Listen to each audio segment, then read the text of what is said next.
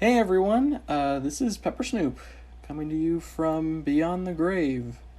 Uh, Sorry if this mic quality isn't quite up to a listenable standard. The mics I've previously had are long since gone. Not that they were particularly good either, but they were probably better than what I have for you now. But I just wanted to record this video to provide maybe a little bit of closure on the whole putting out a video in 2017, over 3 years ago now, and just kind of a couple lines saying channel's dead, sorry guys, bye. Not really much of an explanation there. And there are a few reasons. I was kind of short with Toontown as a whole at that point, and I'm going to get to that in a second. But I want to kind of lay it all out there, since I tried to kind of have this weird image as a YouTuber. I tried to, I had this whole thing where when I'm Pepper Snoop, I don't swear. When I'm Pepper Snoop, all these things.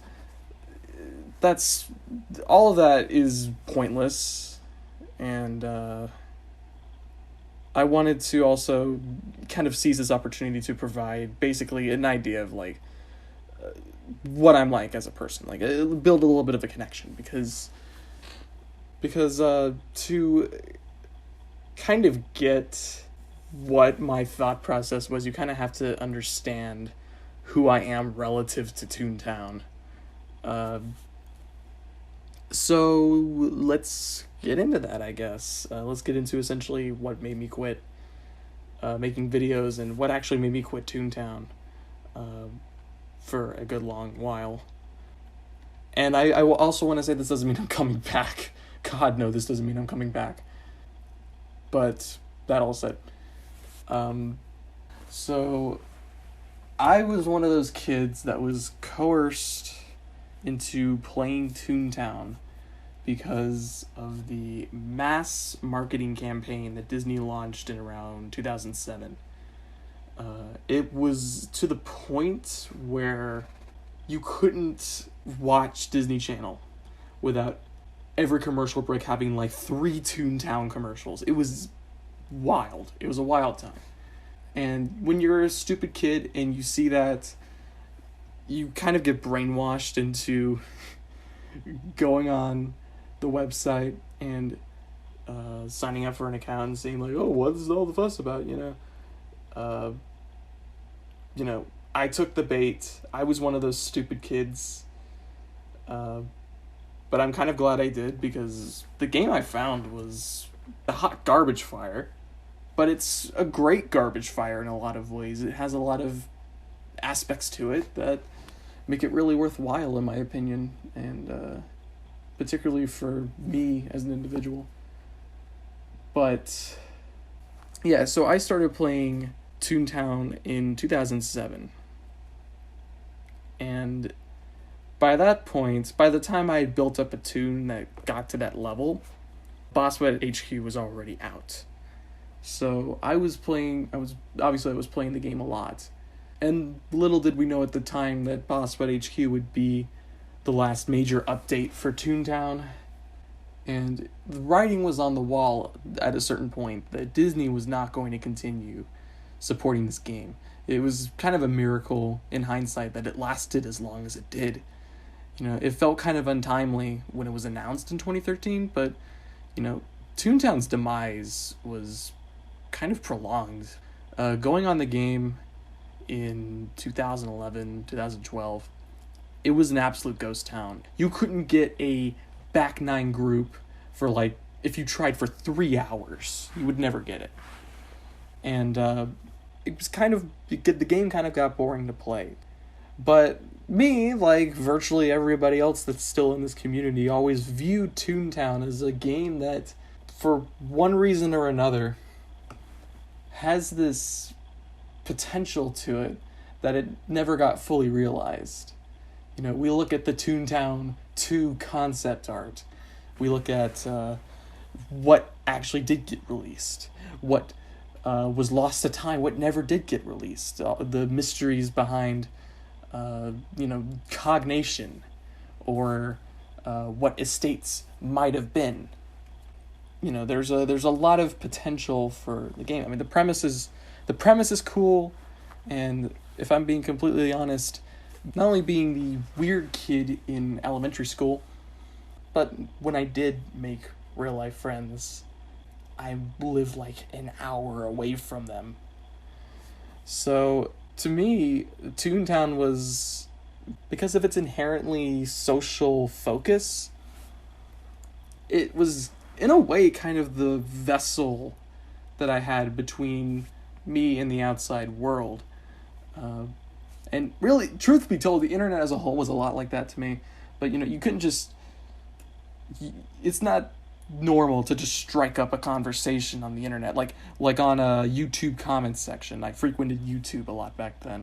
But on Toontown, it was a game that fostered social interaction and gave kind of something for people to go off of. Like, oh, what toon task are you working on? Oh, you're working on a cog building task? I'm working on a cog building task too. Let's go take down a cog building. And because the game is, tedious, its animations take a long time, you got to, really get to meet people. So to me, that's part of what made Toontown special to me. Now that all said, when it got to the point where the game was getting really repetitive and boring and, what was the point in playing it anymore? They weren't updating the game at all. There was a very inspirational kind of sect of the community that took the game and all of its restrictions in mind and did different new things with them that made something out of a game that was virtually stagnant. And what I mean by that are the Toontown YouTubers that got particularly popular towards Toontown's demise. I'm talking the Random Toon Show, who very obviously has a huge impact on me if you've watched any of my videos. Smirky Bumper Pop, Mad Toontown Returns with his hour-long epic cog movie, Sea Green Bingo, Quackity. It was interesting. It was an interesting time to be into Toontown, because if you were really into Toontown and you weren't playing it for the first time, you were likely in it because of the community outside of Toontown even. Just the people who were making videos and just making something out of this game for its potential, even though it wasn't really realizing it itself. And I think that's what inspired me watching these videos as a little tyke. I thought, wow, I want to be that, I want to create content that can make people laugh the way these guys are making me laugh. They can give me something to, something related to this game that I really hold near and dear to my heart. Even though that game isn't really giving me much of a bone right now. So, I think that's really what inspired me to get into Toontown videos when Toontown Rewritten hit open beta. Now, I will never concede to you that my videos are any good. They're not. Most of them aren't. I made a video called Everything Wrong with Toontown Rewritten, part 1, and it has a terrible aspect ratio. Its frame rate is awful. The editing is choppy at best, and it has the same energy as some neckbeard sitting in an armchair screaming about a 10-year-old game. And it's my most popular video, so, but the like to dislike ratio on that part 1 says everything you need to know, and to be fair, they're not wrong.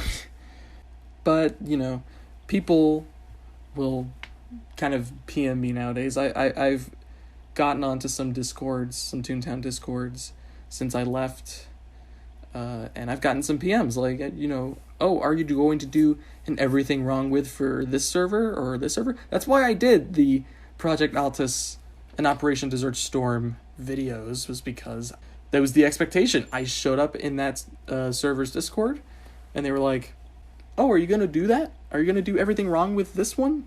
I'm like, I guess I am now, am I?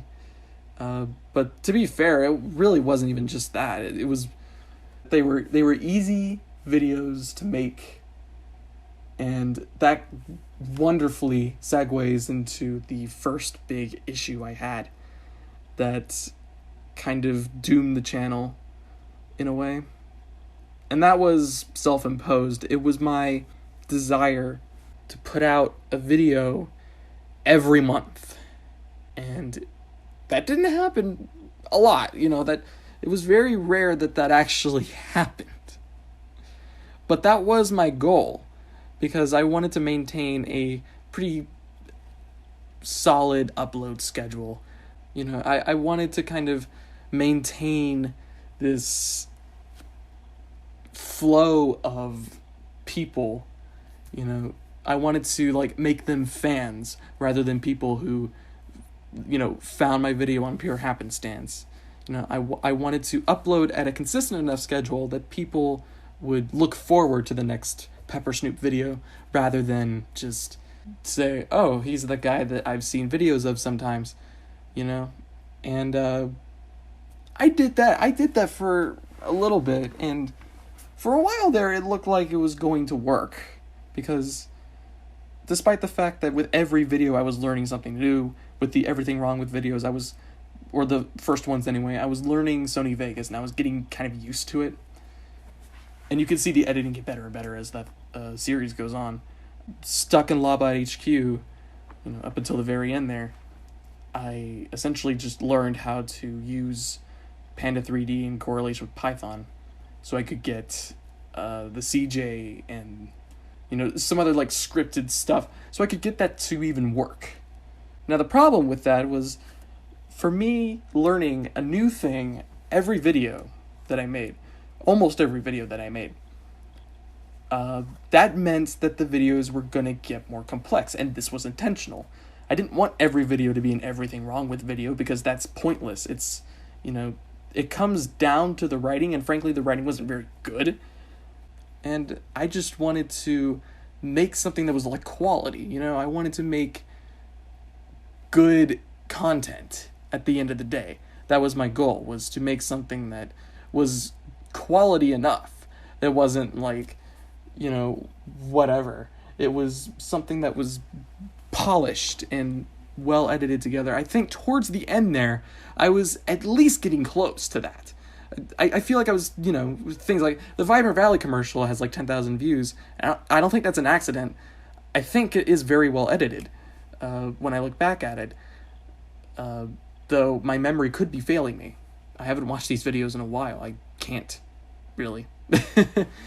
But even something that was kind of rough around the edges towards the end, Stuck in Lawbot HQ, that was kind of ambitious for me. That was a more in-depth kind of edited video. I think it's actually, if I'm looking at this correctly, it's the longest video outside of the Everything Wrong With videos. It's longer than some of the Everything Wrong With videos, despite having a shit ton of editing involved. So it's very true that I was able to kind of keep this consistent growth while keeping a consistent upload schedule for a little bit there. The problem is, it wasn't very good for the work versus life balance, especially considering, obviously this is a Toontown channel. I'm not going to get a load of cash out of this if I monetize my videos. So it didn't really make a lot of sense to kind of really juggle this with life, life came first, obviously. So it was getting to the point where, I kind of told myself, look, I have some of these crunch times. I had Stuck in Lawbot HQ. That was an example of kind of a crunch of about 3 weeks of just solid editing. I had the idea in my head, and I just went with it. I made it up, kind of made it on the spot, just in Sony Vegas.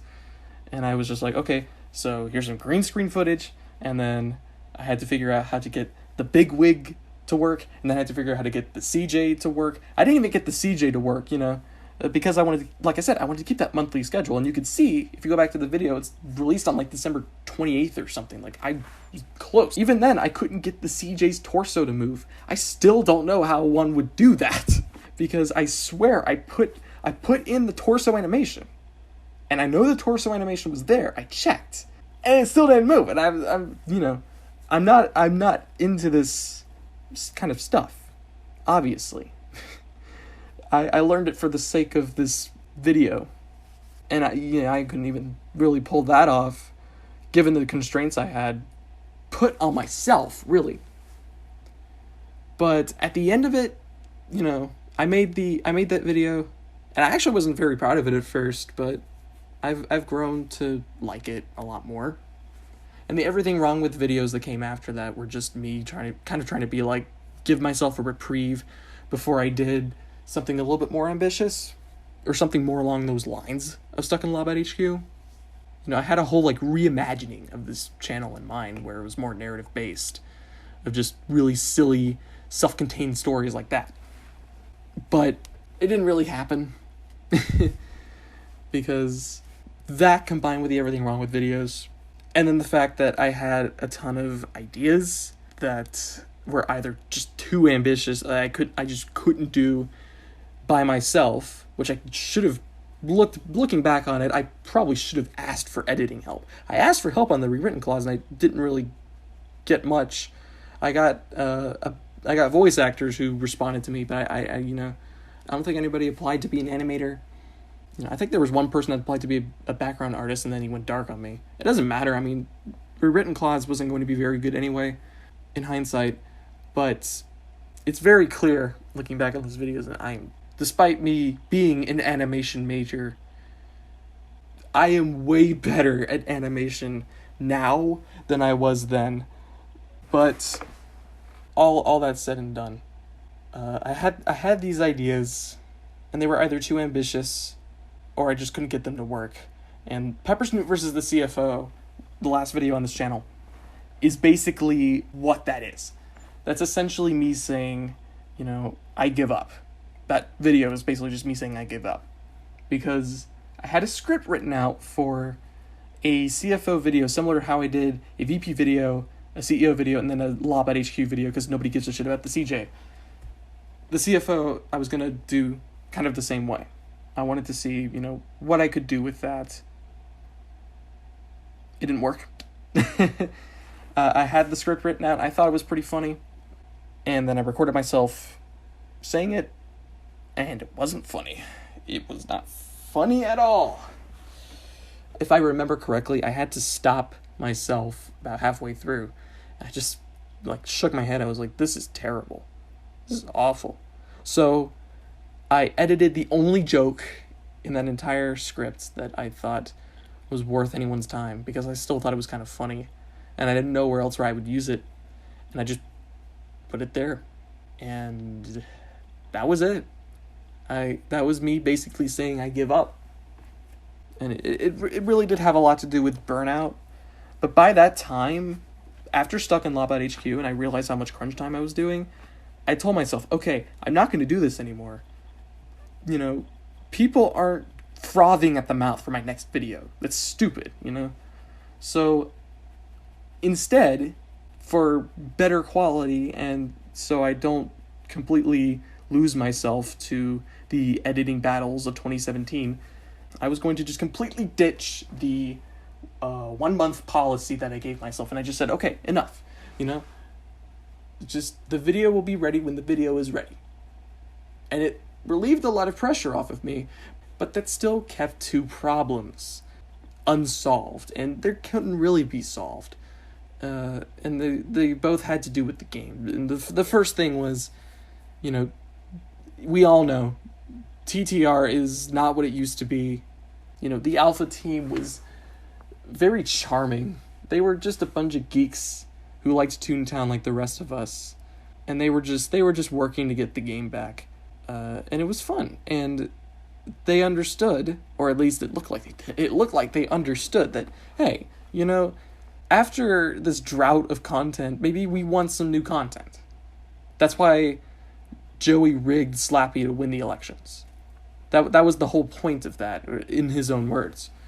Now they've kind of become Disney in a lot of ways. Not just, they've taken professionalism and turned it into this kind of high and mighty act. You know, the Toontown team, cute. But, you know, a video complaining about Toontown Rewritten and what they've become is a video for another day. A video that I may or may not make. Who knows? But that was a big reason that I stopped making Toontown videos, was because I was just done with Toontown. I maxed BossBot first, like a total fucking maniac. And that's enough to get anyone to stop playing the game. But I kept going. I maxed CashBot and I maxed Sellbot because those are really easy to max. And I never maxed Lawbot because, again, nobody cares about Lawbot. Except diehards, I guess. I don't know. The game wasn't fun for me to play anymore. I would just be getting on and playing the same thing over and over again. They made the Silly Meter update. That didn't really affect me outside of the decreased fish rarity thing, which helped me max fishing, to be fair. That did get me to play the game for a little bit longer. Because suddenly what seemed like an impossible task that I was never ever going to do no matter what seemed like something reasonable. And it was, I think. It did not take long to get all the fish that I didn't have. But Toontown Rewritten in general was becoming a pretty boring game, just like the original game did. And this time I wasn't viewing it through the lens of a little kid. I was viewing it through the lens of a teenager who had engagements that he had to follow. He had just other things going on. So it wasn't even like this game was like that sense of community for me that I wanted to desperately hold on to. I was able to finally put my foot down with all the new freedoms I had and said, look, I'm going to just meet people. And at that point, then it was like, well, now that I've done all the things in this game that I want to do, why would I ever play it ever again? Considering how grindy it is, I don't ever want to touch a back nine ever again. I don't think I have.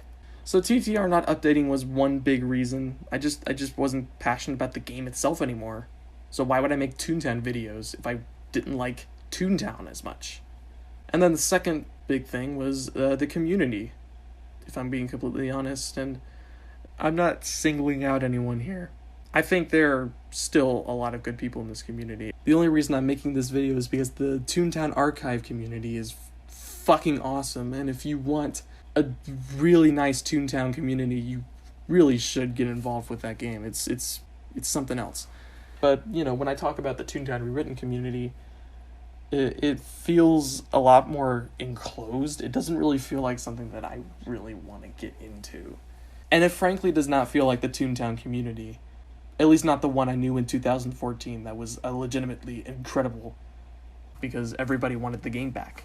Everybody kind of united beyond that. I still think that is kind of an unprecedented thing that should not be taken lightly. I mean, the game was gone and we said, screw you, as a community, we're going to make our own.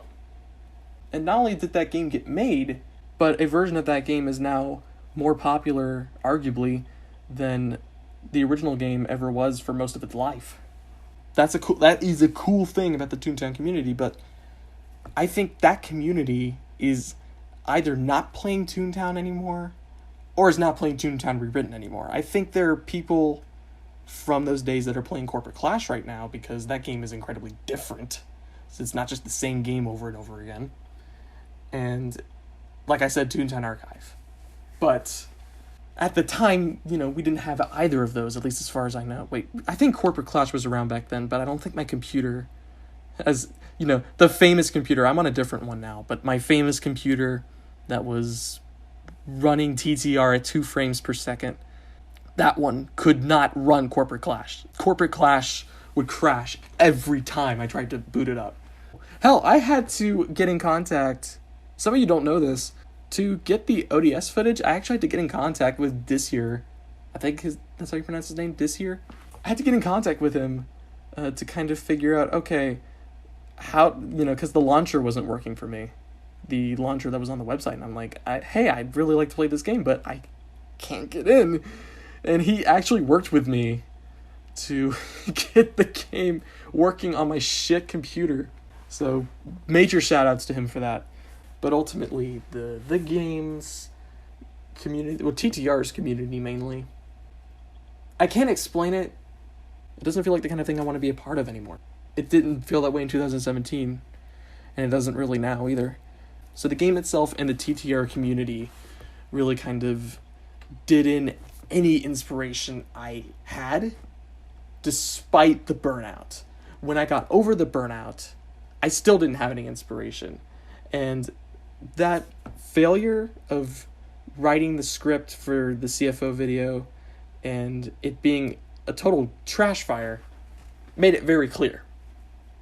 So that's essentially like, that's the brunt of it. I mean, there are other details about, things that happened, some things involving personal information, but that wasn't really a deciding factor by any stretch. It was more like a icing on top of the cake. So that's why I stopped making videos, and I don't plan on making any more. Toontown is not something I really want to focus on anymore. Really, I only play it now just to play with friends, And it's fun. It's fun to play with friends. It's a game inherently designed to be fun to play with friends. But I feel like Pepper Snoop as a channel is just going to go down as this weird experimental time in my life where I learned a lot of fantastic skills. As bad as the rewritten clause was, I learned a lot about Toon Boom Studio when I made that animation. I learned a lot about Sony Vegas. A lot of that translates into a lot of other video editing applications. And this isn't even the last YouTube channel that I plan to make, but it will be more sporadic content than this. And if that channel does end up happening, I mean, I'll link you guys to it, but it's just right now there's logistical things that need to be worked out. And I don't know how to end this. Actually, okay, I'll end it like this. In case you didn't know, I have a Pepper Snoop Twitter. I've had it for a while. And on January 1st, 2017, I got a pretty fucking great shout out. I mentioned earlier in this video how the random toon, Kong, or Michael, was a very, very, very big inspiration on me, obviously. But he really was. He was the Toontown YouTuber to me. Like, to me, he was really going all out. He really took the game and made it something completely uniquely his own. It was very charming to me and very clearly had a lot of impact on how I made my videos. So it wasn't on January 1st. It was December 31st, 2016. He tweeted, well, he added me, and he tweeted, "Just been watching some of your videos. Really great stuff. Subscribed." And I think in my head, I always thought that, oh, I get to make these videos, and they get to appeal to, at the time for Toontown, a pretty sizable audience. And these people get to watch these videos, and I get these comments that are like, either like, "Wow, this shit sucks," and "Look at your shitty FPS." But, other times I get these comments that are legitimately like, "Wow, this is really, really funny." And never in a million fucking years would have I ever imagined that Kong would have found my channel and was watching some of my videos and was enjoying them. And I don't think it really hit me until then, like, what that really means. To, provide some humor to the people who play this game. Give Toontown content to the people who want it. The same way I wanted it when I was 12. And I knew that that was what I wanted to do, but it never really hit me until then, just how much that means to me. And that's really why I made this video, because you guys mean a lot to me, I know that's kind of a very almost disingenuous thing to say, like, oh, you mean a lot to me, you know? Sure, buddy. But I really mean that, because even if for a brief time in 2015, 2016, I was able to give you that same feeling that I got. And you showed me support. A lot of you did. A lot of you commented and told me, you know, keep up the good work, man. And it, you know, egged me on. It kept me going. That's why I made this video, because you guys deserve to know what exactly went wrong. Especially those of you who are still around 3 years later, who even care about Pepper Snoop anymore. You know, you guys are the real ones.